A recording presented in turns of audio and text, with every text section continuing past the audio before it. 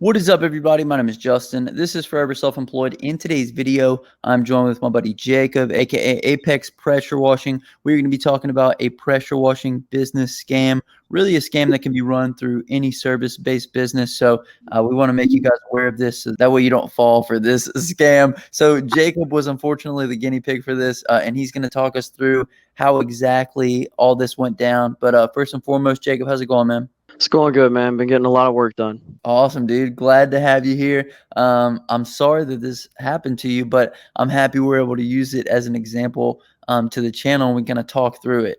So, can you kind of just run us through the story a little bit, basically what happened? Yeah, totally. So I'm just enjoying my day, and then I get this random text message from an out of state number. So that's, red flag number one. I do most of my business in my home state.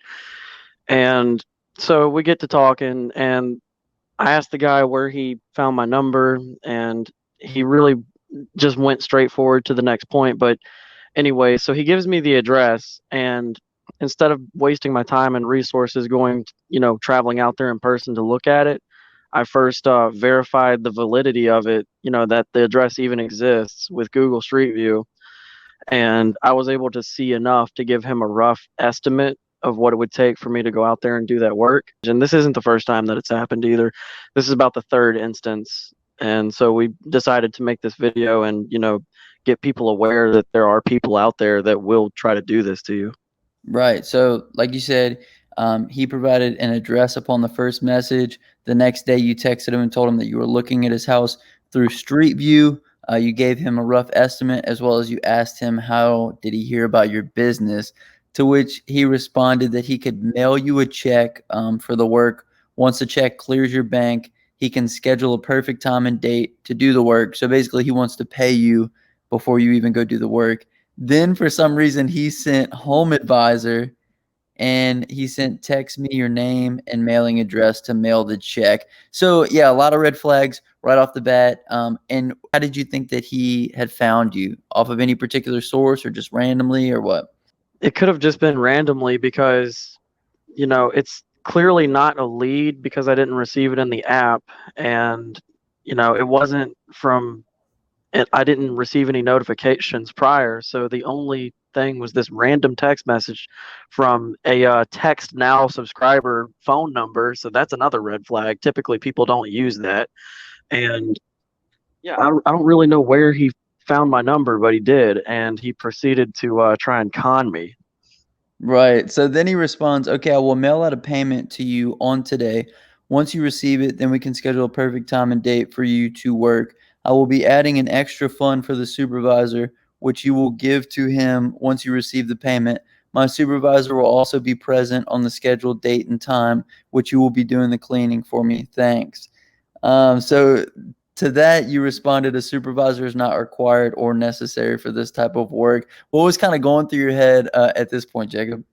So now I'm thinking, okay, this is pretty fishy. And anyways, that's like against my personal policies. Like typically I complete the work and I make sure the homeowner is completely satisfied with the job before I even talk about, getting the check or anything. So this guy being as forward as he is, it's like he's not even trying to hide it. Right, absolutely. He probably runs a script with a bunch of people. I have a feeling he probably got your number off of either off of Home Advisor or off of because you know how Home Advisor has those lists and Yelp will call you, Angie's List, the whole nine will call you. He might have got your number off of one of those deals.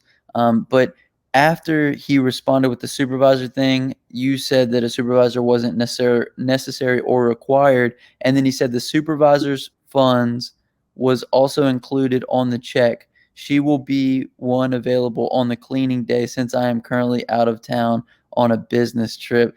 Anytime somebody wants to pay you before you're going to do the work, it's fishy, as well as this whole supervisor deal was fishy. And it sounds like once he came through with that message, you kind of had an idea you had an idea that this was a scam. Oh yeah, totally. All the red flags. And typically with a scammer, out of the three times that they've attempted to do this, they've all used broken English. That is a major hallmark calling card of a scam, is broken English. Right. So what do you think they could have even benefited from sending you the check and having you go out there? Like what was his hope to gain from this? Well, the whole end goal objective of the scammer is to get money. And you see, because he doesn't care whose random address he plucks to send me out to. It's Right. all just a gag to get me to attempt to deposit a check into my bank account. And then once I do that, he has access to that. So he can just clean me out, or I don't know the specifics of it, but his end goal is to get a free buck. Right, because I don't know exactly what he would even do. I mean, let's say he gave you a check that was fraudulent, the bank would accept the check, but then, they would just take it out once they realized that it was fraudulent. I don't know how he would gain access to anything, but he also asked you to pay. Didn't he ask you to pay someone as well? Yeah, so this quote supervisor, this fictional person. Yeah, no, I wasn't going for any of that. Like, but I knew it was a scam, so I figured, you know what, let's go along for the ride and see, because if he's wasting my time, maybe I want to waste some of his time. Let's just let this play out. Right, right. So if any lessons were learned from this, it's that we need to be mindful of when people ask for quotes, if they're going to be a scammer. But it seems like they run the same script every time, especially like on Facebook and stuff. They usually try to get you to email instead of messaging directly on Facebook. And then for whatever reason, they want to send you a checkout for more than whatever you're asking. And I'm not sure how the scam ends. If anyone knows, please leave it down in the comment section. However, they send you out a check for more than what you're asking for, and somehow they're able to extract money from you, I would assume. Yeah, well, if it seems too good to be true, it usually is. And Right. that's something that you always have to watch out for. And let's say that you do have a legitimate customer. Typically, I have to send my customers pictures. Like I did a house the other day for a guy that lives in California. It was a rent house of his. So I took before and after pictures and sent him, same day real life pictures, and he sent me the money, and we didn't have to, mail a check or anything. We just used one of the modern uh, money transferring apps.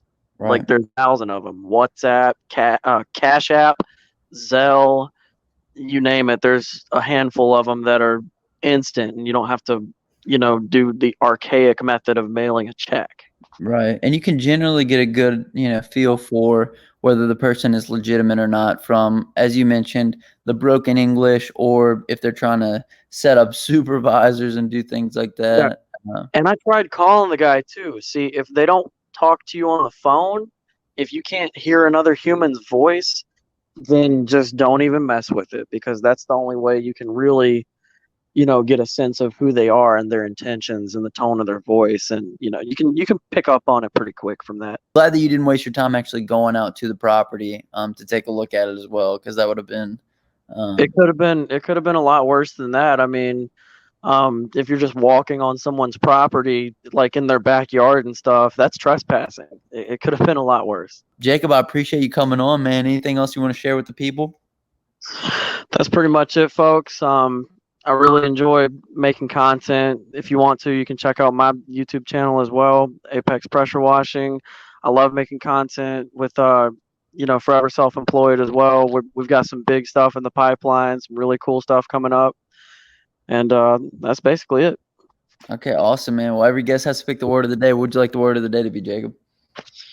The word of the day is legitimate. Make sure that everybody you deal with is legitimate, or there will be consequences.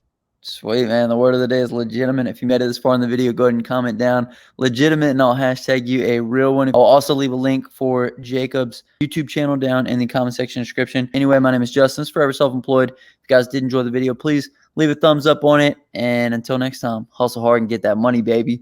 Peace.